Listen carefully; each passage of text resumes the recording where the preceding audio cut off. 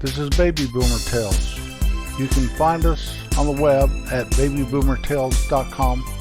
There are links to different places you can hear our podcast, a link where you can preview our book and purchase our book if you wish, link to our Facebook page, pictures of where these tales originate, and even some pictures of me.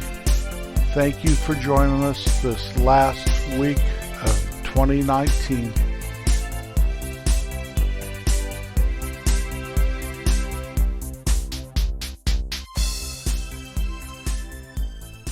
For the last episode of the year, I want to go and visit 1964, 55 years ago.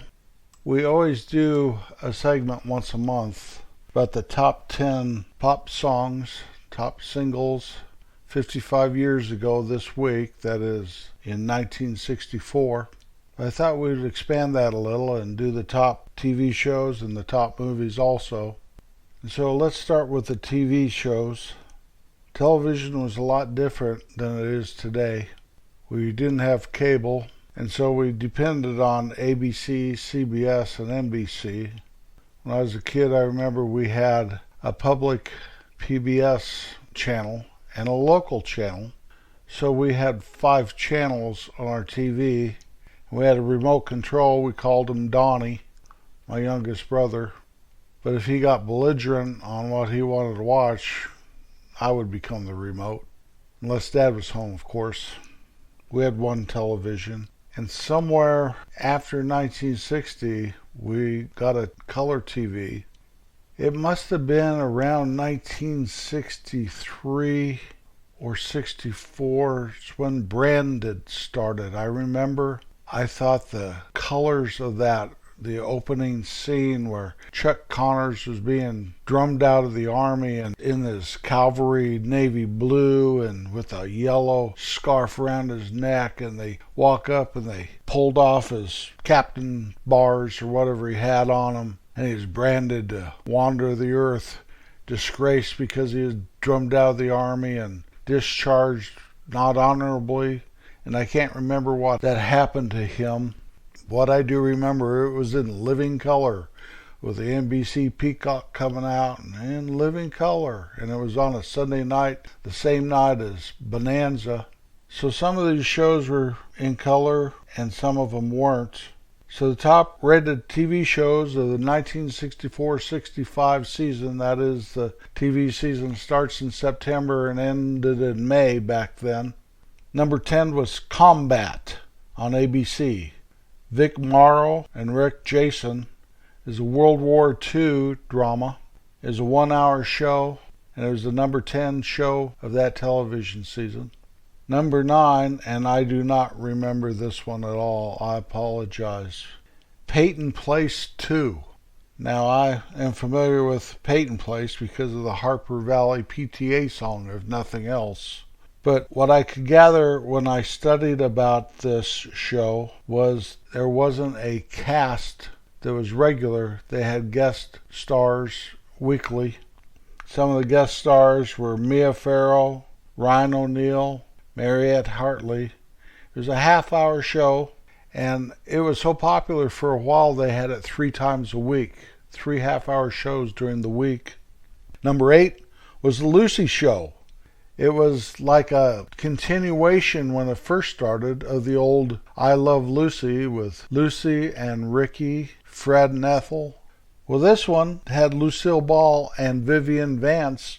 Vivian was in it for the first 3 years, but they were not Lucy Ricardo and Ethel Mertz. They were Lucille Carmichael and Vivian Bagley. Later, Gail Gordon joined the cast and Vivian left. It was a half hour.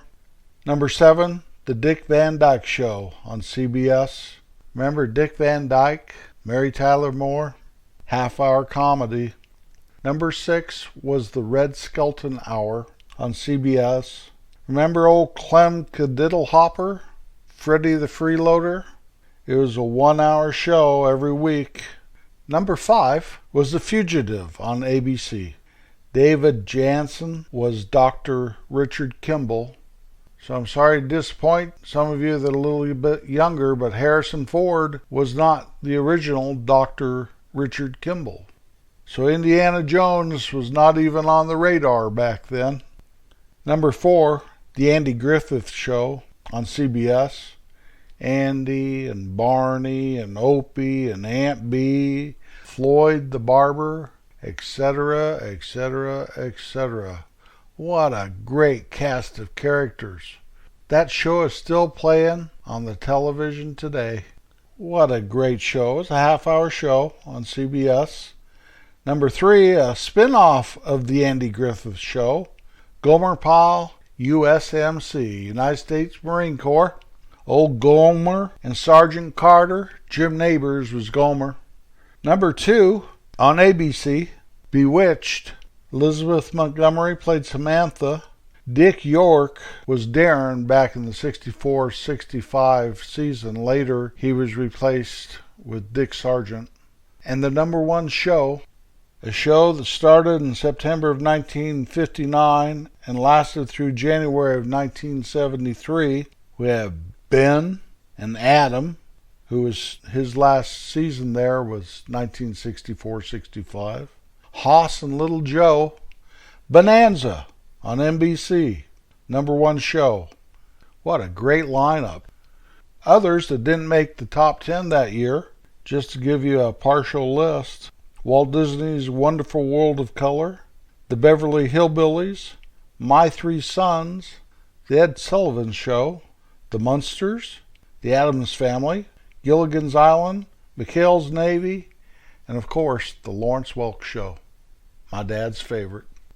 I do still watch TV. It's hard for me to find a sitcom I like. And looking at this list, television used to be full of great ones.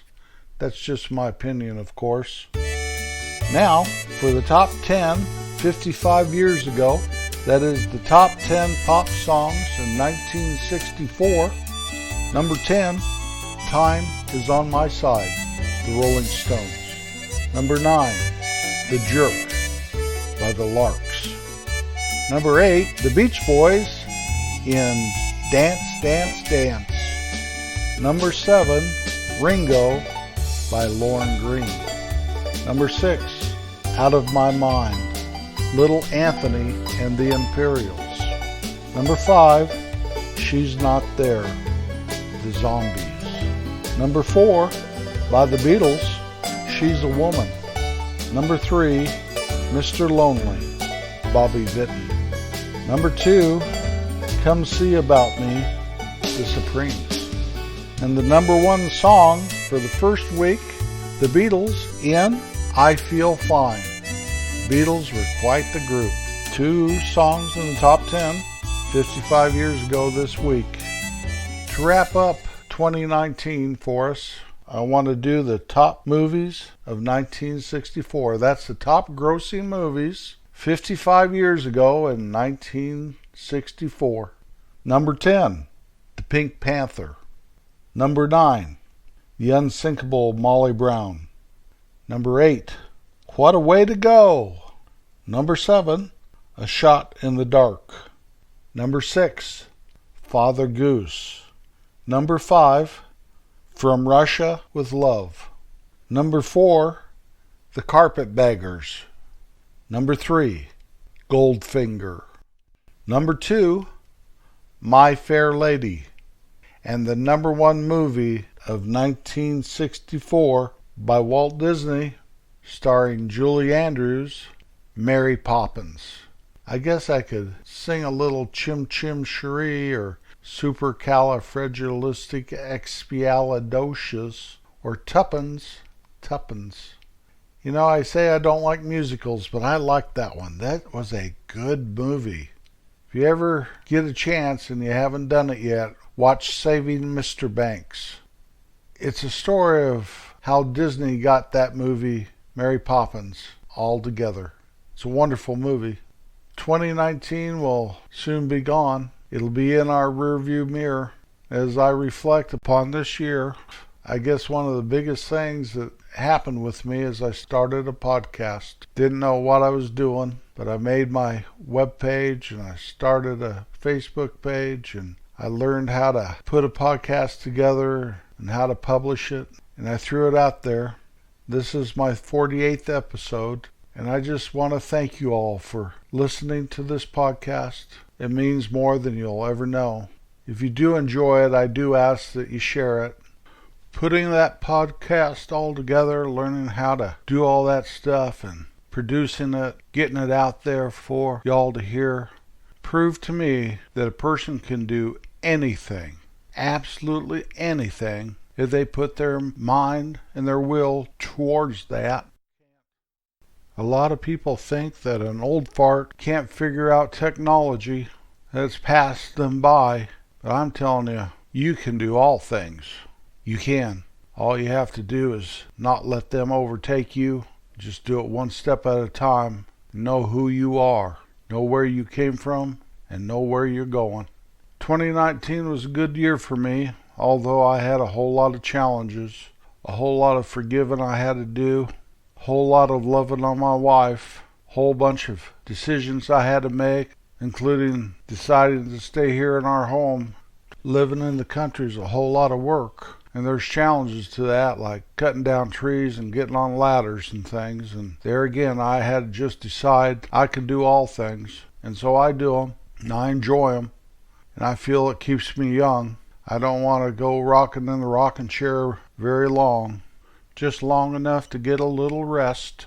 Some of the things I didn't accomplish in 2019 is that old resolution every year, gonna lose a little weight.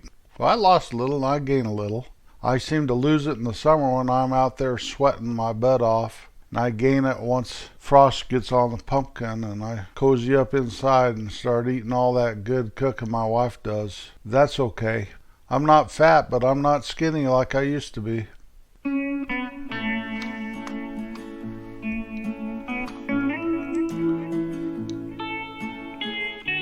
Now's time for a new segment called Boomer Tall Tales. Da da da da, da da da da, da da da da.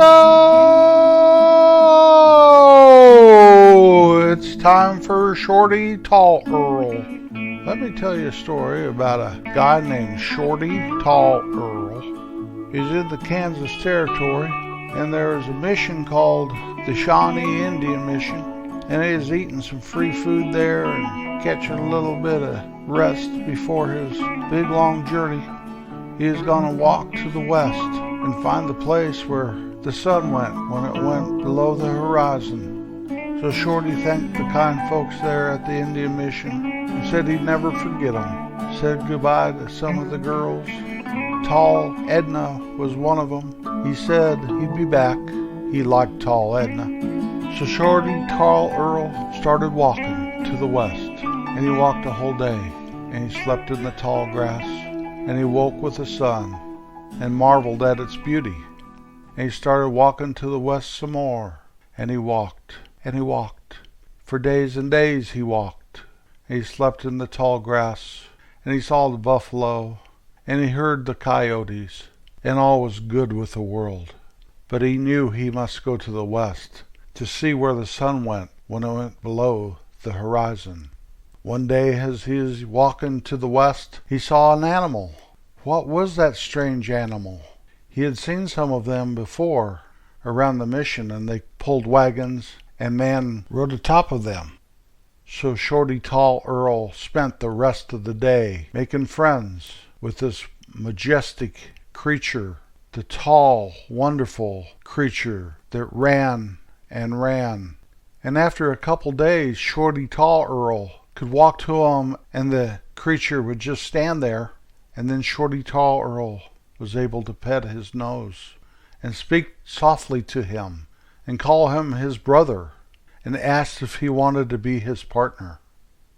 The creature did not run off, and Shorty Tall Earl knew that he should call this majestic creature Horse, for there is no sense for a majestic creature such as Horse to not have a name.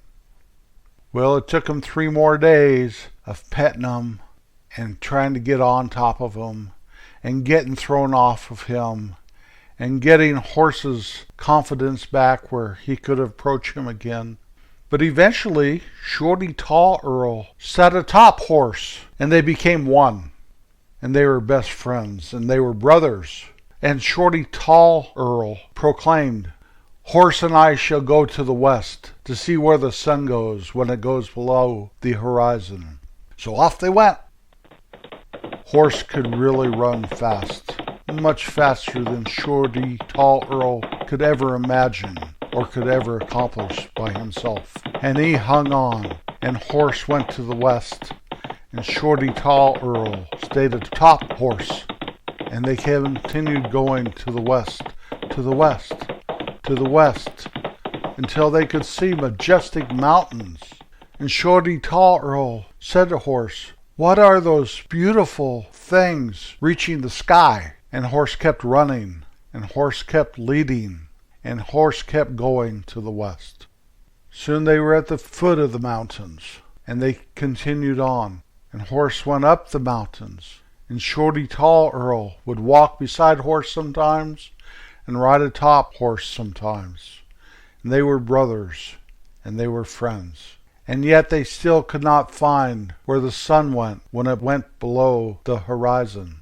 And Shorty Tall Earl reasoned in his heart that surely the sun stayed on the other side of these majestic mountains when it went below the horizon. And on they went to the top of the mountains, and it was beautiful, and it was wonderful. And they were in the sky, and they were by the clouds. And the eagles above circled and spoke to them. And Shorty Tall Earl and Horse continued their trip. And they went down the mountains on the other side. And they continued through vast valleys. And Shorty Tall Earl said, "Surely these are like huge parks for God." It was so beautiful and so wonderful. And Shorty Tall Earl continued, and Horse continued, and the eagle continued, and the hawk continued. After days and days and days and days, Shorty Tall Earl found a river, and he followed it to the north. And for a whole day and part of another day, he went to the north, following the river. And then Shorty Tall Earl came upon a clearing, and below was a wonderful, beautiful lake, and there were his people, the Arapaho. He turned to Horse and said, "Surely the sun must rest in this place." And Horse turned to him and said, "Thank you for giving me a name. It is good for a horse to have a name." Shorty Tall Earl never forgot Tall Edna, for she was to be his wife, and they were to have 2 children. Kindness is a gift that you can give to everyone you meet. My time is done. I'm out of here until next year. And until that time, I wish you happy trails, sunny skies, and a smile beaming down on you from above. Happy New Year. I'll be back next Wednesday.